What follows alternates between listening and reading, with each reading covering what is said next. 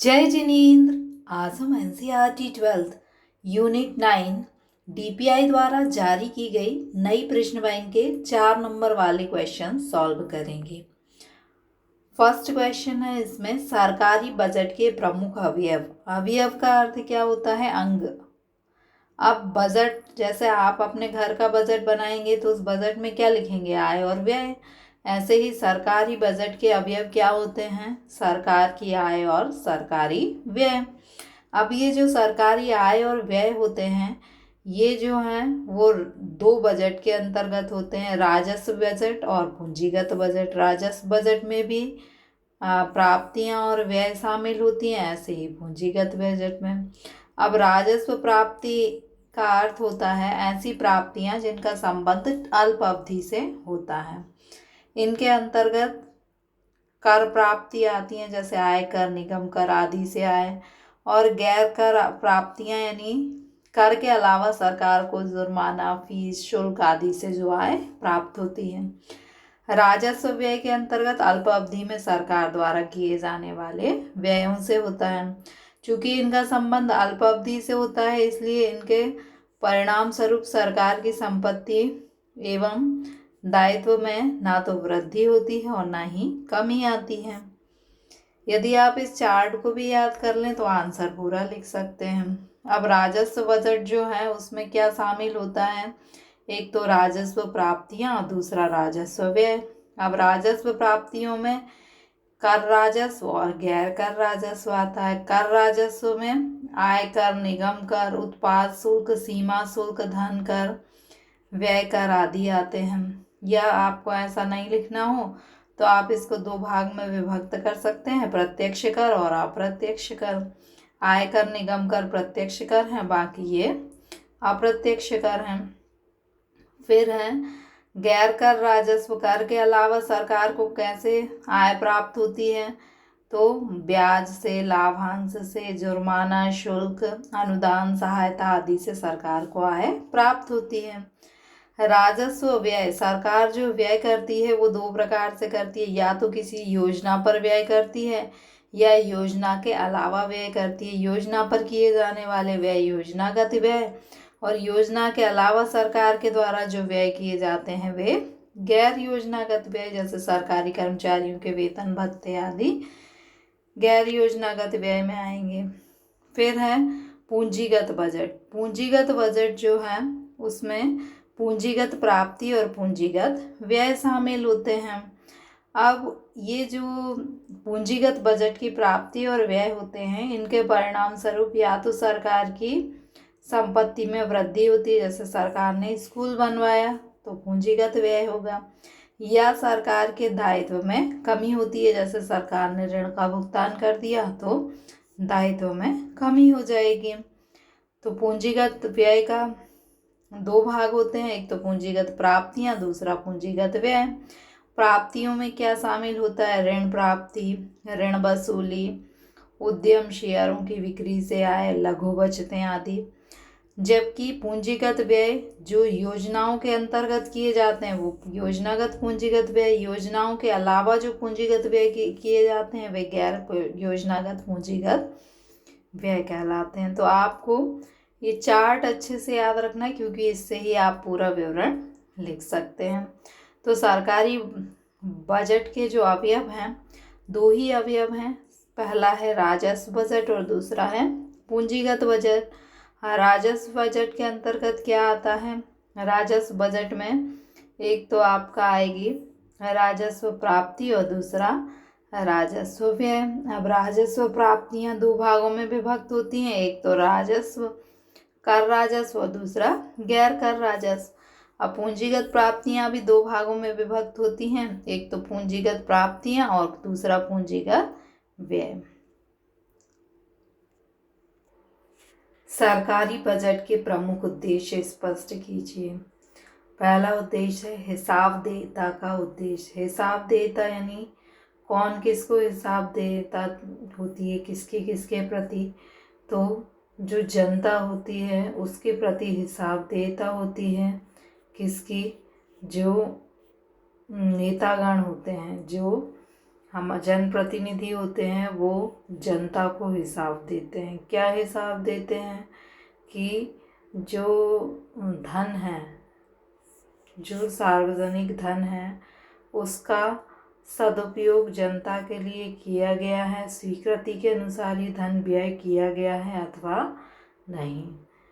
फिर आर्थिक नियंत्रण का उद्देश्य, बजट के माध्यम से सरकार जो है कुछ लक्ष्य निर्धारित करती है और उन लक्ष्यों की प्राप्ति के लिए धन आवंटित करती है। अब आर्थिक नियंत्रण के अंतर्गत जनप्रतिनिधि नियंत्रण रखते हैं कि जो धन जिस लक्ष्य के लिए आवंटित किया गया था, क्या उसका उसी उद्देश्य से उपयोग किया गया है अथवा नहीं, क्या उद्देश्यों को प्राप्त किया जा सका है अथवा नहीं।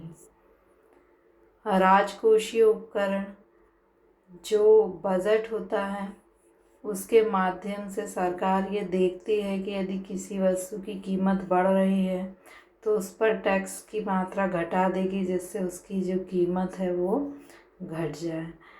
तो इस प्रकार बजट के माध्यम से सरकार कर नीति, व्यय नीति, ऋण नीति के माध्यम से पूर्ण रोजगार, सार्वजनिक न्याय और के लक्ष्यों को प्राप्त करने का प्रयास करती है।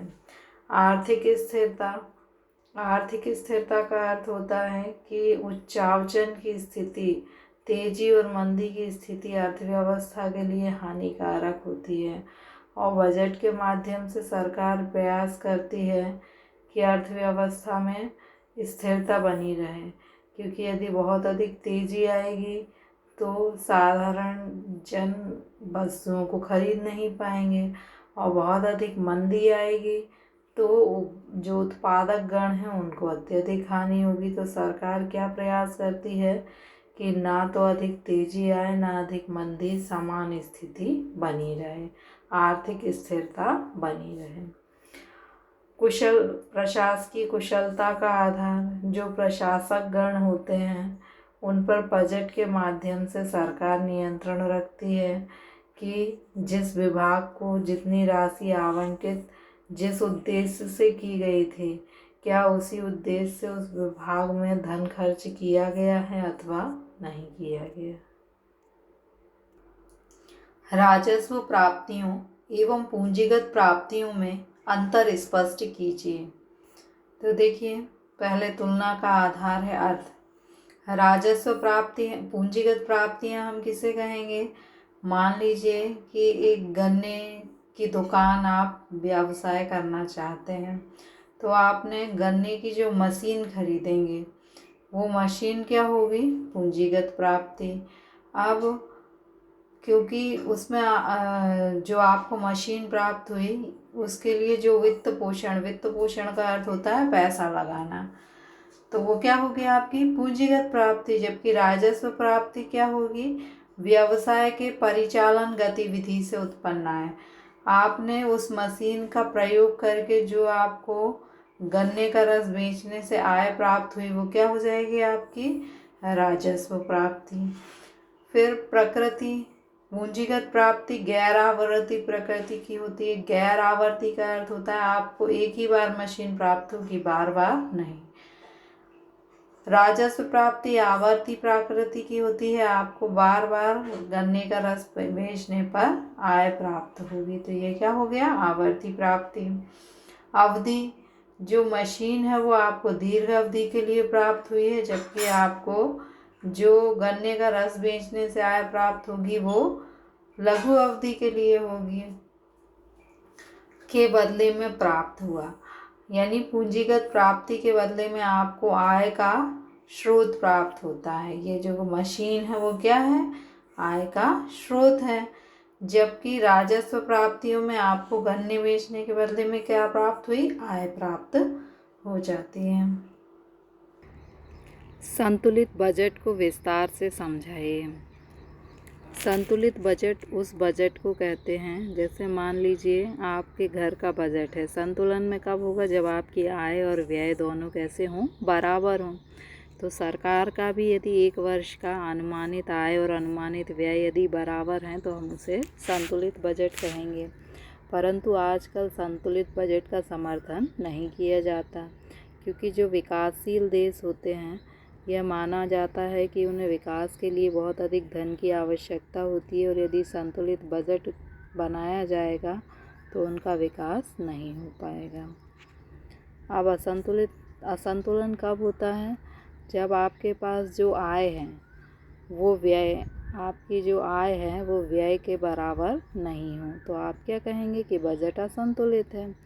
अब असंतुलित बजट दो प्रकार का हो सकता है, या तो आपकी बचत यानी आय ज़्यादा हो तो बचत ज़्यादा हो जाएगी, और यदि आपका व्यय ज़्यादा है तो आपका घाटे का बजट बनेगा। अभी हम बजट की बात करते हैं। बचत का बजट क्या होता है कि आपकी आय तो ज़्यादा है और व्यय कम है, यानी आप ये आय की तरफ खुला हुआ निशान बनाएंगे कि आय जो है वो आपकी ज़्यादा है।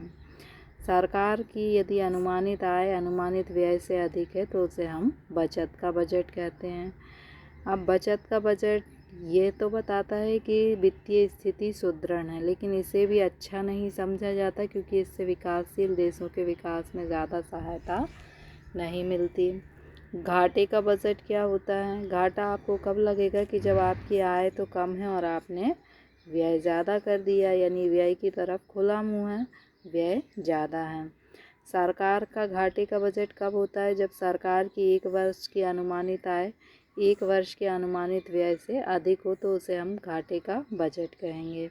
अब यह बजट जो है जनता के हित में माना जाता है, क्योंकि विकासशील देशों को विकास के लिए विदेशों से कई वस्तुएं मंगानी होती है, विभिन्न प्रकार के व्यय करने के लिए धन की आवश्यकता होती है, जिससे उनका विकास हो जाए। तो यह बजट जो है सरकार जानबूझकर पेश करती है, जिससे कि देश का विकास तीव्र गति से हो सके। सरकारी बजट की प्रमुख विशेषताएं लिखिए। पहली विशेषता है सरकारी बजट की विवरण। सरकारी बजट क्या होता है? एक विवरण होता है जिसमें आय और व्यय का ब्यौरा दिया जाता है। इस विवरण में किसका विवरण होता है? आय और व्यय का। निश्चित अवधि के पूर्व सरकारी बजट जो है वो एक वर्ष पूर्व बनाया जाता है, और इसमें अगले वर्ष यानी आने वाले वर्ष की प्राप्ति और व्ययों का पहले से अनुमान दिया जाता है। साधनों का ब्यौरा। सरकारी बजट जो होता है उसमें वे साधन बताए जाते हैं जिनसे कि आय प्राप्त करके आगामी वर्ष में व्ययों को पूरा किया जाएगा। संतुलित बजट। सरकार जो है वो प्रयास करती है कि बजट कैसा हो? संतुलित हो, मतलब इनकम और एक्सपेंडिचर बराबर हो। लेकिन कभी कभी ऐसी परिस्थितियां बन जाती हैं कि सरकार को घाटे का बजट या अतिरेक का बजट भी बनाना पड़ता है। Thank you.